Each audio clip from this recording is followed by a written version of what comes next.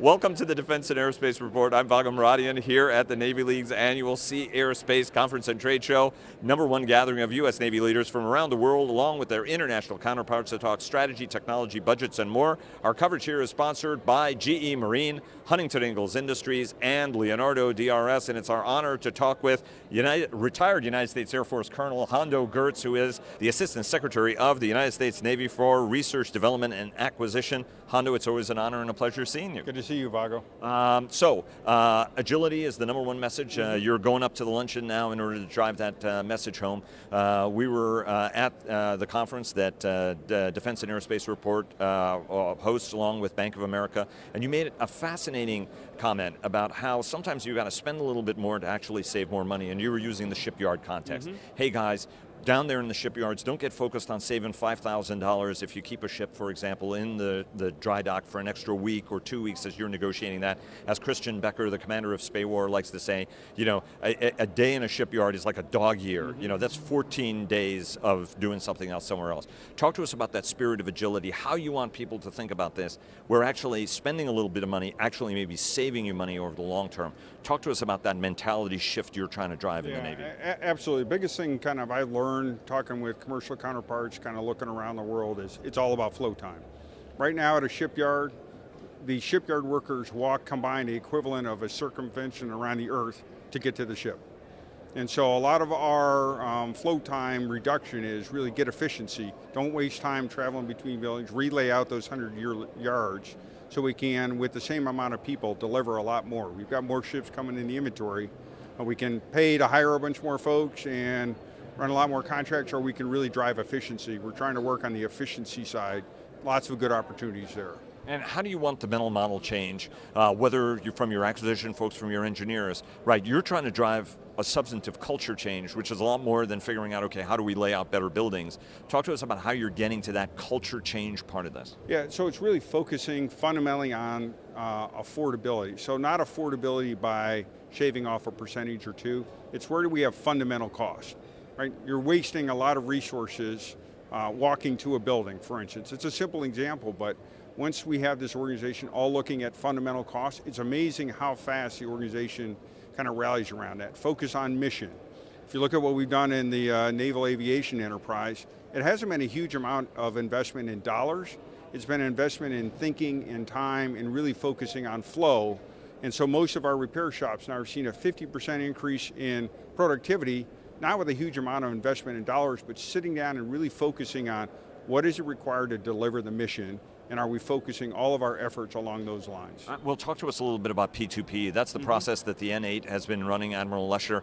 Talk to us a little bit about P2P, how that's working, and how that's really dramatically helping the Navy, for example, improve its naval aviation availability rates. Yeah, so P2P has performed a plan. So the real focus, and it's not just an N8 dollar thing, it's an entire Navy, actually it's for the TICOM commander. Right. So for that mission commander, rallying every piece of information, every piece of data, all of our thinking, best practices, all focused on what matters to generating mission outcomes.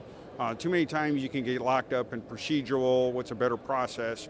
Those are important, but it's really focused primarily on what matters to the mission, and then forecasting and looking ahead to meet that mission. Here's what I've got to do differently. Not just measuring, we tend to measure sometimes backward. This is really what is a performance I need to get to deliver a mission outcome for that fleet.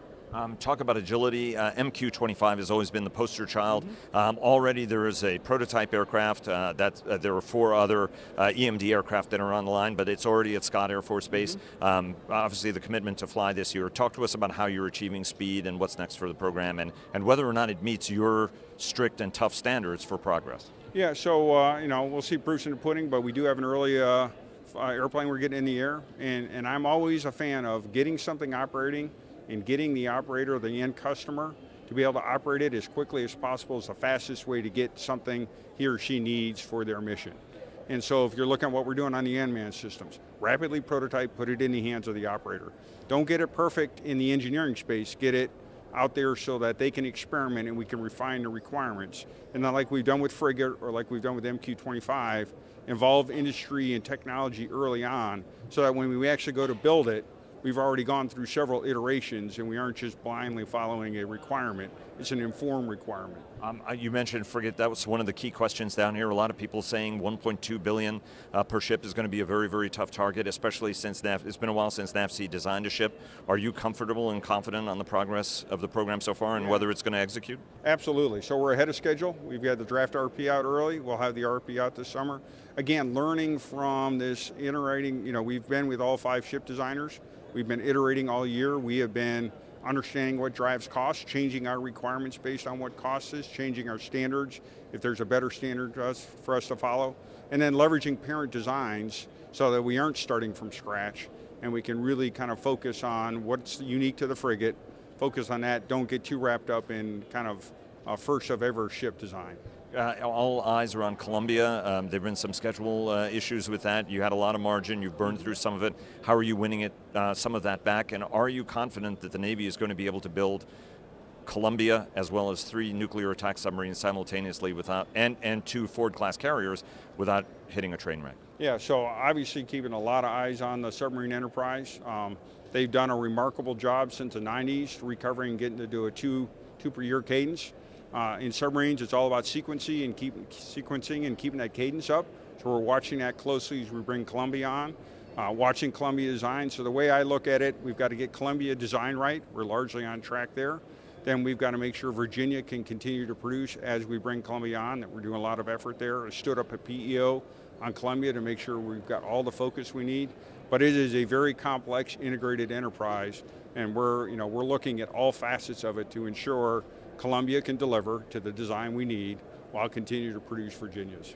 Unmanned, large unmanned surface vehicle is up, and I've got 2 questions before I get the hook and you get yanked out of here. Large unmanned surface aircraft, surface vehicle RFP is out.